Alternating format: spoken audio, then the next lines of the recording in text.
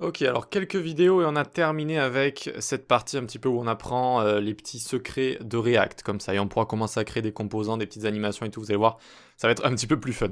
Donc ici, ce qu'on va faire désormais, on va parler des props.children. C'est-à-dire, parfois, vous pouvez avoir un composant. Ici, on va le créer, on va l'appeler content.js. Ensuite, on fait rfc tab. Encore une fois, c'est avec l'extension ES7, React Redux, etc. Si vous voulez faire ça. Très bien, va-t'en. Hop. Donc ici, à l'intérieur, qu'est-ce que je vais faire? Je vais juste lui mettre class name est égal content, comme ça. Très bien. Et à l'intérieur de ce composant, je ne vais rien mettre du tout. On va imaginer que c'est une carte pour des articles, par exemple. Des articles, et il va juste y avoir une petite carte avec le titre de l'article, un peu de contenu, et lisez l'article, par exemple.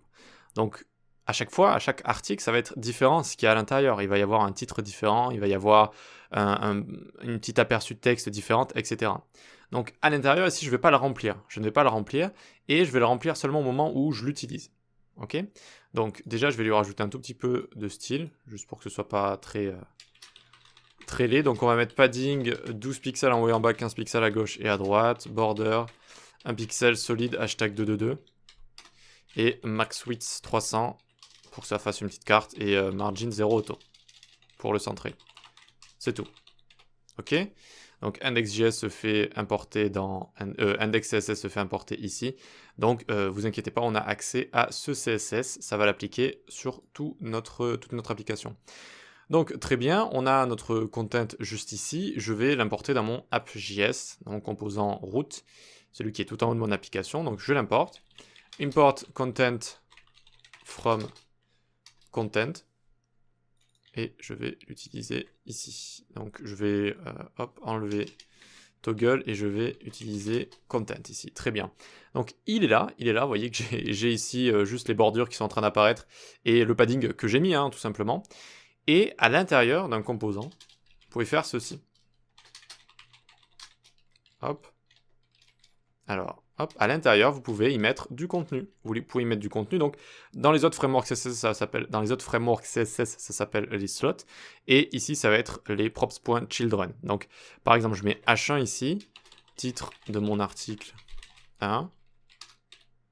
Et là, je mets un peu de texte. Lorem 5 comme ça. Très bien. Mais ça ne fonctionne pas. Ça ne fonctionne pas. Ça n'apparaît pas dans ma petite carte juste ici. Comment faire pour que ça apparaisse? Eh bien, on retourne dans Content et déjà, on va lui mettre props ici. Comme quand vous savez, quand on passe des props d'un parent à un enfant, ensuite on a accès à cet objet props ici, et ça va nous donner les props qu'on a passés. Mais là, vous allez voir que si on log props, eh bien on va aussi avoir quelque chose. Alors j'actualise, tac, on a bien un objet donc, avec une propriété children comme ça. Et à l'intérieur, on a un tableau avec en fait les différents éléments. Vous voyez, type H1, et vous allez avoir à l'intérieur le contenu, etc. Donc en fait, on a ici une propriété, children, qui va nous donner tous les éléments, tous les enfants qui y a à l'intérieur de cet élément que j'ai utilisé autre part. D'accord? Donc ce sont les props.children. Pourquoi? Parce que c'est le nom de la propriété en fait, tout simplement. Voilà. Donc ça nous laisse en fait l'occasion de rendre un composant plus modulable encore et de pouvoir écrire toutes sortes de choses à l'intérieur. Donc comme ça, un composant, soit on peut lui passer des props, qui peuvent déjà changer pas mal de choses dans un composant, ça peut être du contenu, ça peut être des toggles, ça peut être des fonctions qu'on passe depuis un parent, comme on avait vu au début de la formation, mais aussi on peut y mettre carrément du contenu comme ça, directement à l'intérieur. Mais alors comment afficher ce contenu? Eh bien, on vient ici, et tout simplement on fait props.children, et ça va nous afficher les éléments du tableau de props.children juste ici. Et donc on a bien titre de mon article 1 juste ici. Alors attendez, on va ici lui mettre max width 400, ce sera juste un petit peu mieux comme ça, parfait. Donc on a titre de mon article 1 juste ici, et on a le texte juste en dessous.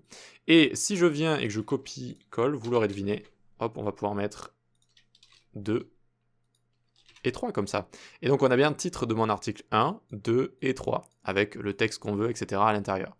Donc ça s'appelle les props.children, comme ça. C'est quand on ne sait pas ce qu'on va recevoir ici, mais qu'on a quand même envie de l'afficher à un endroit précis. Donc là, on va l'afficher juste ici. C'est là qu'on affichera le contenu qu'on peut recevoir comme ça depuis un élément qui nous utilise, en fait, qui utilise comme ça ce composant. Voilà. C'est tout pour props.children. On va pouvoir continuer et découvrir les derniers hooks qu'on n'a pas encore trouvés, dont on n'a pas encore parlé plutôt. Allez, à tout de suite.